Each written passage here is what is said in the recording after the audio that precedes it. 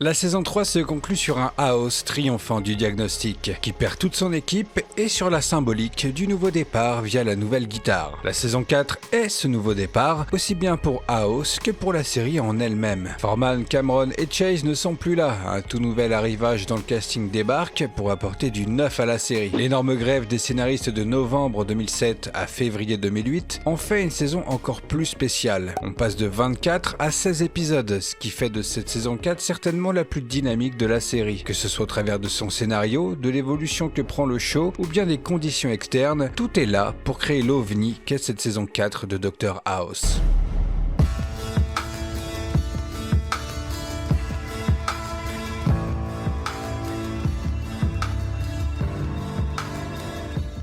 Everybody lies. On démarre la saison 4 avec un House bien moins conquérant qu'en fin de saison 3, puisqu'au lieu de se trouver une nouvelle équipe de diagnostic, il traîne la patte, malgré une Cuddy insistante. Tout au long du premier épisode, House va tout faire pour prouver qu'il n'a pas besoin d'équipe de diagnostic pour résoudre le cas de sa patiente. Il passe par moult subterfuges, recrute le mec de l'entretien pour l'aider, ainsi que d'autres employés externes à son service. House finit par se rendre compte que sa patiente n'est pas la bonne, 2 dossiers ont été switchés, ce qui a induit en erreur tout le monde. Cuddy lui fait la remarque que si House avait eu une équipe pour ce cas, ils auraient remarqué eux-mêmes depuis bien longtemps cette erreur de dossier. Cet épisode 1 se conclut avec House face à une trentaine de personnes, les prévenant qu'ils vont passer 6 semaines à être testés de manière peu légale et fourbe, jusqu'à ce qu'il ne reste plus que le nombre nécessaire pour constituer son équipe de diagnostic. Au-delà du côté drama des 2 femmes et de leurs dossiers échangés, cet épisode est une belle introduction avant le début de l'énorme jeu d'entretien d'embauche, qui est l'arc principal de cette saison 4. L'épisode 2 pose les bases concernant les personnages principaux de la saison. House prend en charge une patiente militaire. Pour 50 000 $, il doit résoudre son problème en sous-marin pour qu'elle puisse réaliser son rêve d'être pilote. Tout du long, il verra au loin Chase, Cameron et Foreman se balader dans l'hôpital alors que Wilson et Cuddy lui diront qu'ils ont tous un travail ailleurs et que Cameron et Chase sont fiancés. Dans tout ce tas de prétendants au service de diagnostic, plusieurs sortent du lot, dont les 3 futurs gagnants. Numéro 13, Tob et Kuttner. Ce dernier qui met un coup de défibrillateur à la patiente dans un endroit inapproprié, mais House ne le vire pas sur le coup. Sûrement parce qu'il voit déjà un peu de lui en Kuttner, et a raison puisque plus tard il aura une très bonne idée. Tob quant à lui s'illustre en proposant une opération chirurgicale mammaire sur la patiente pour esquiver une opération grave, qui aurait été notée sur son dossier et rédhibitoire pour réaliser son rêve. Pendant l'intervention, Chase prend part au différentiel. En réalité, Cameron est chef du service des urgences depuis 1 mois, et Chase fait partie de l'équipe de chirurgie de l'hôpital. Seul Foreman est absent. À la fin de l'épisode, House rend visite à Cameron et apprend que c'est elle qui a orienté la patiente vers lui, car elle savait qu'il l'aiderait à réaliser son rêve. Épisode 3, House scinde la foule en 2 équipes, celle des hommes et celle des femmes. Amber joue sur les 2 tableaux pour s'assurer une place quoi qu'il arrive. Impatient des consultations de House s'amuse à enfoncer un couteau dans une prise électrique. Le suicidaire confie à House que durant ses 97 secondes de mort clinique, il a passé les secondes les plus géniales de sa vie. Ce qui éveille la curiosité de House, qui plus tard dans l'épisode fait la même chose, prévenant Amber juste avant. Il lui confiera que c'est parce qu'il savait qu'elle ne voudrait pas perdre son travail, mais en vérité c'est parce qu'il a un faible pour elle. En parallèle de ce qui se passe à Princeton, on suit les aventures de Foreman en tant que chef du service de diagnostic à New York. On le voit se la jouer House avec son équipe et sa boss. Il finit par trouver le bon diagnostic pour son patient mais se fait virer. Foreman prend un grand coup de réalité, il redescend et se rend bien compte que dans un monde normal, House se ferait virer comme lui. Notre boiteux préféré a sa Cuddy. Et ça, Foreman ne l'aura jamais. Seul House peut se permettre de faire du House. Dans l'épisode 4, Cole met un bourre-pif à House. Ce dernier vire le vieux avec qui il avait une belle connexion, et Foreman se fait recaler à tous ses entretiens d'embauche, étant cramé dans le milieu par rapport au fait d'être un ancien de l'équipe de House, et pour les raisons derrière son dernier envoi. L'épisode se termine sur Foreman qui accepte le deal de Cuddy, et devient le superviseur de l'équipe de diagnostic.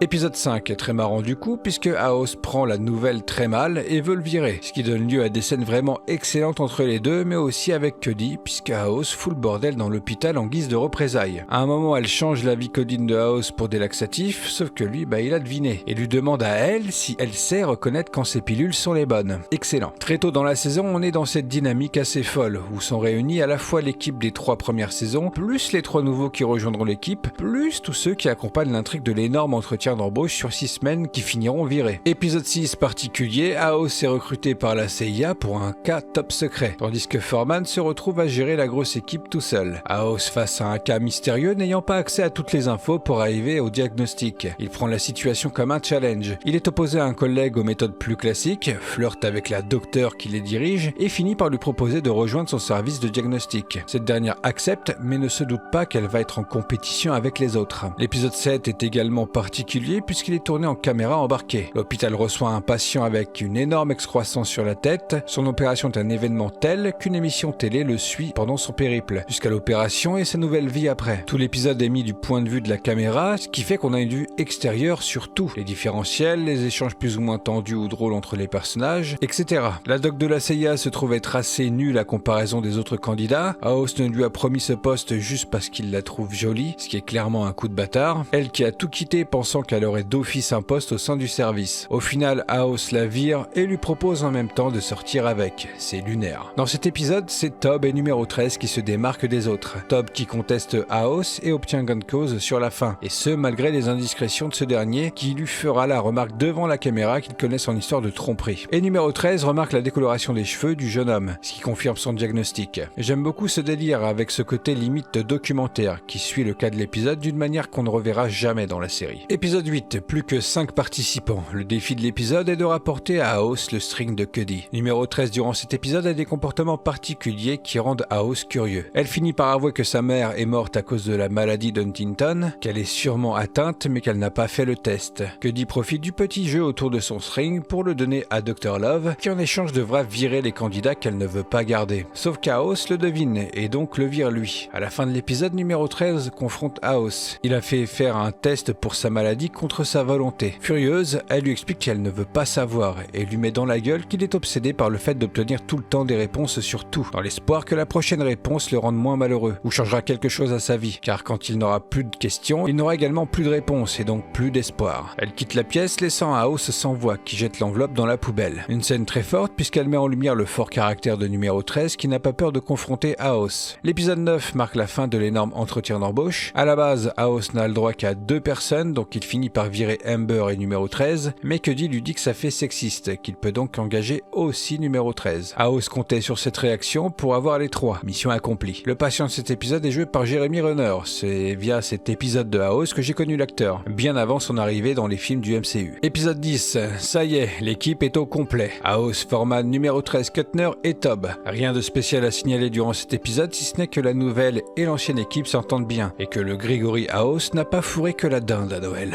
L'épisode suivant montre une belle relation entre House et la patiente qui est également médecin et coincée au pôle sud. Ils se renvoient la balle, flirtent le soir et elle participe même au différentiel. C'est assez marrant, mais entre Amber dans les premiers épisodes, la docteure de la CIA, la patiente des consultations à Noël et maintenant Kate Milton, avec cette saison 4, House oublie pas mal Cuddy et cherche ailleurs. En parlant d'amour, la scène finale de l'épisode nous révèle que Wilson et Amber sortent ensemble. Les épisodes 12 et 13 tournent pas mal autour de ça, puisqu'House doute beaucoup d'Amber vis-à-vis de sa relation avec Wilson. Durant l'épisode, il va pousser les choses un peu trop loin, à base de garde partagée, à se mettre des bâtons dans les roues, etc., mais finit par accepter la situation. L'épisode 14 débute de manière très drôle, le patient de l'épisode est l'acteur de la série style Les Feux de l'amour à l'hôpital que House regarde. Depuis des semaines, il a remarqué que l'acteur a des signes d'une tumeur au cerveau, donc il le kidnappe. Non pas pour sauver l'acteur en soi, mais pour sauver son personnage. L'épisode est surtout intéressant par rapport à l'inspection de l'hôpital. Cuddy prend cette dernière très au sérieux, contrairement à House qui en profite pour soutirer des privilèges, comme une nouvelle télé dans son bureau. L'aspect intéressant se trouve dans les remarques que fera l'inspecteur à Cuddy sur la fin de l'épisode, puisqu'House emploie malgré l'inspection ses magouilles et son chantage auprès de Cuddy pour faire les tests de diagnostic qu'il veut. On a ce très bref instant de retour à la réalité concernant le comportement de House au sein de l'hôpital. Mais malheureusement, c'est une intervention qui n'apparaît que trop tard et seulement durant cet épisode. Peut-être que sans la grève des scénaristes, on aurait pu imaginer tout un arc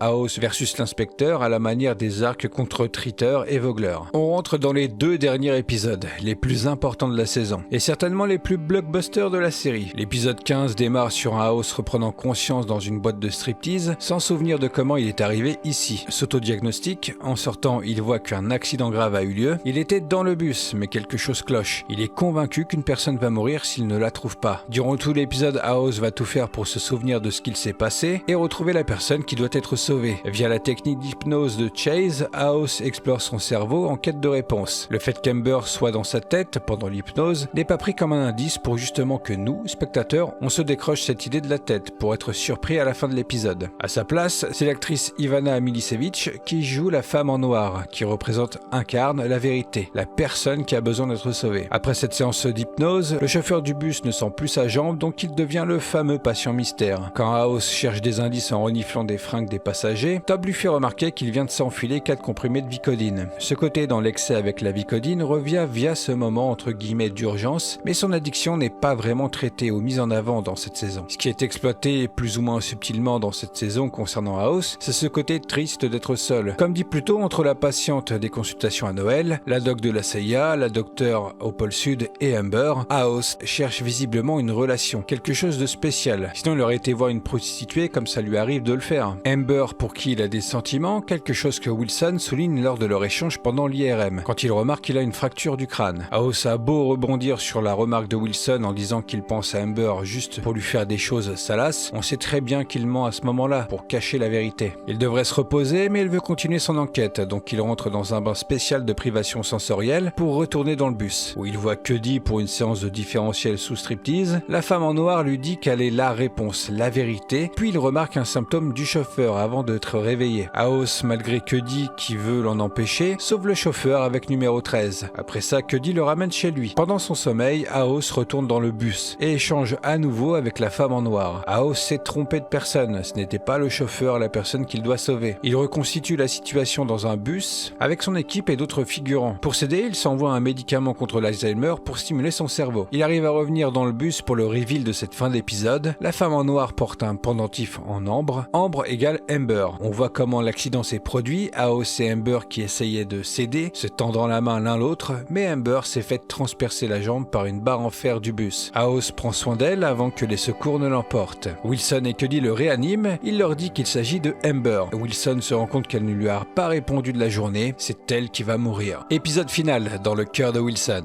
Amber est dans un sale état pendant qu'il la transfère à Princeton. Wilson a l'idée de la mettre en hypothermie le temps qu'House et son équipe trouvent un diagnostic pour la sauver. Numéro 13 est très touché par le fait de s'occuper du cas d'Amber. Wilson participe au différentiel. Pendant ces moments de sieste, House échange avec Amber autour de différentiel à la recherche d'une solution. Sur la fin d'un différentiel, Wilson propose un test qui n'est pas le meilleur à faire mais qui permet de ne pas relancer tout de suite le cœur d'Amber. Son souhait étant de le relancer qu'une fois que le diagnostic est sûr. House, qui d'habitude n'écoute pas les proches des patients, cette fois cède et laisse Wilson avoir le dernier mot. Conversation avec numéro 13 où House la confronte sur le miroir qu'elle projette entre elle et Amber, deux femmes médecins mourantes, et lui dit froidement de régler ce problème avant de revenir bosser. Ce à quoi elle répond que la personne la plus lamentable dans cette histoire, c'est lui. Je pense qu'en temps normal, avec une autre patiente, House n'aurait pas été aussi direct et vexant. Il s'agit d'Amber, donc il veut une équipe au top sur le cas. Durant une reprise acoustique très sympa de Teardrop Massive Attack, jouée cette fois par José González, on voit numéro 13 faire le test pour Huntington, et Foreman remarque un truc par rapport à Amber. Va chercher le soutien de Cuddy en disant que House va tuer la patiente, donc il réchauffe Amber, mais Wilson débarque énervé et remarque que c'est une mauvaise décision puisqu'ils ne savent toujours pas ce qu'elle a et que la chose qui la tue se propage au cerveau. Wilson s'en prend à House et veut qu'il risque sa vie pour sauver Amber en ouvrant son cerveau, pour explorer les possibles symptômes et indices dont il ne se souvient pas. On revit donc la scène dans le bar entre Amber et House, ce dernier était alcoolisé, appelle Wilson pour le récupérer, mais étant au travail, c'est Amber qui vient s'occuper de lui. Sur le chemin dans le bus, alors qu'elle se mouche à cause d'une grippe, House remarque qu'elle prend de l'amantadine pour se soigner, mais elle va en faire une intoxication. C'est ça qui la tue à cause des énormes complications suite à l'accident. Amber est condamnée. House part en épilepsie et la violence des secousses a amplifié sa fracture du crâne, déclenchant une hémorragie cérébrale. Il est dans le coma. Foreman fait également le compte-rendu d'Amber à l'équipe, précisant que son cœur est mort dans le bus et qu'étant donné que tous ses organes sont endommagés, une transplantation de cœur serait refusée. Cuddy propose à Wilson qu'il réveille Amber pour qu'ils puissent se revoir une dernière fois. Il fond en larmes dans ses bras. Amber est réveillée, elle discute d'abord avec Wilson, puis l'équipe vient lui dire au revoir, sauf House, qui lui est entre la vie et la mort. Après un adieu touchant, Wilson débranche Amber et la laisse partir. Dans son coma, House se voit dans le bus où tout est blanc. Il discute avec Amber, devinant qu'elle est morte. Il lui demande donc si lui aussi est mort. Une phase totalement à la Six Feet Under quand j'y pense, ce qui amplifie encore plus la beauté de cette scène à mes yeux. House s'apitoie sur la situation en disant que ça devrait être les drogués misanthropes au cœur solitaire qui meurent dans les accidents de bus, pas les belles âmes sensibles et amoureuses. Il sait que Wilson va le haïr et a raison, comme le fait remarquer Amber, qui juste après lui dit de descendre du bus. Mais il ne veut pas. Il préfère rester parce qu'ici il ne souffre pas. Il ne veut pas y retourner pour souffrir à nouveau et être haï par son meilleur ami. Amber lui répond que que c'est comme ça, on n'obtient pas toujours ce qu'on veut.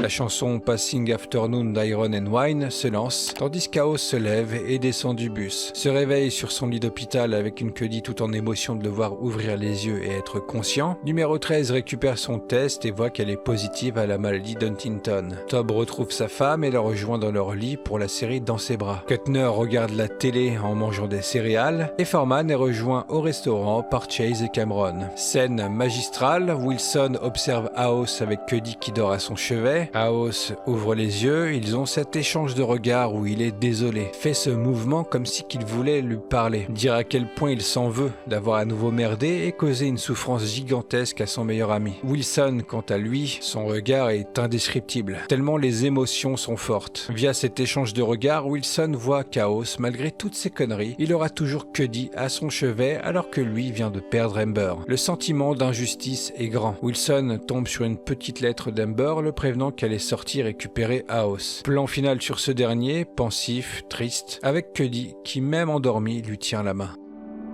En saison 3, on suivait un Aos s'autodétruire jusqu'à ruiner sa cohésion d'équipe de diagnostic et finir seul, à devoir repartir de zéro. Ici, en saison 4, Aos se reconstitue une équipe et ce, de manière qui lui ressemble bien. Et il n'hésite pas à montrer des envies auprès d'autres femmes que Cuddy. Leur jeu du chat et de la souris est l'un des éléments centraux dans les relations de personnages de la série. Mais durant cette saison, Aos, entre guillemets, voit pas mal ailleurs. Malgré tous ces éléments qui font qu'Aos vit bien durant la saison, ça ne va malheureusement pas l'empêcher d'avoir quand même des comportements autodestructeurs. Comme au hasard, aller tout seul dans un bar pour se mettre une énorme caisse et causer indirectement la mort d'Amber. Toute cette chute est la raison qui fait que cette saison 4 est si marquante. Au-delà de l'aspect enquête dans 2 épisodes avec un Aos plus investi que jamais, allant jusqu'à mettre sa vie en jeu, c'est toute la dramaturgie finale qui prend aux tripes et marque les mémoires. Aos dans le coma, qui revoit une dernière fois Amber, descend du bus, sachant pertinemment ce qu'il attend de l'autre côté. Un sentiment particulier aussi par rapport à Amber. Sa mort marque parce qu'elle nous ramène au fait que tout le monde meurt, une réalité qui met une claque puisque la mort peut arriver n'importe où, n'importe quand. Ici, le genre de mort par malchance où on se dit qu'elle n'arrive qu'aux autres et pas à nous. La scène finale, le regard de Wilson à Aos, est sans doute l'une des scènes les plus marquantes de la série. La mort d'Amber est un événement très dur qui va avoir un énorme impact sur leur amitié. Elle qui jusqu'ici paraissait indestructible. Cette amitié brisée est l'élément central du début de saison 5. Ce qui est remarquable, c'est que malgré l'importante grève des scénaristes, la saison 4 est solide. Avec le format en 16 épisodes, on passe par 2 arcs avant les épisodes finaux. Du 1er au 9e épisode, c'est tout l'arc entretien d'embauche, avec tous les prétendants au poste, et jeu Chaos met en place. Cette atmosphère rend cette première moitié de saison très dynamique. La seconde du 10e au 14e, où on revient à un rythme plus classique. On a l'équipe au complet et du développement de personnages, en particulier tout ce qui touche à la relation Amber-Wilson, qui prépare le final en 2 épisodes. Sans la grève, je pense qu'on aurait eu plus de temps pour encore mieux développer leur relation, ce qui aurait encore plus renforcé la dramaturgie des épisodes finaux. Et pourquoi pas, comme dit plus tôt dans la vidéo, offrir une intrigue plus poussée autour de l'inspecteur de l'épisode 14, qui remet un peu les pendules à l'heure à Cuddy,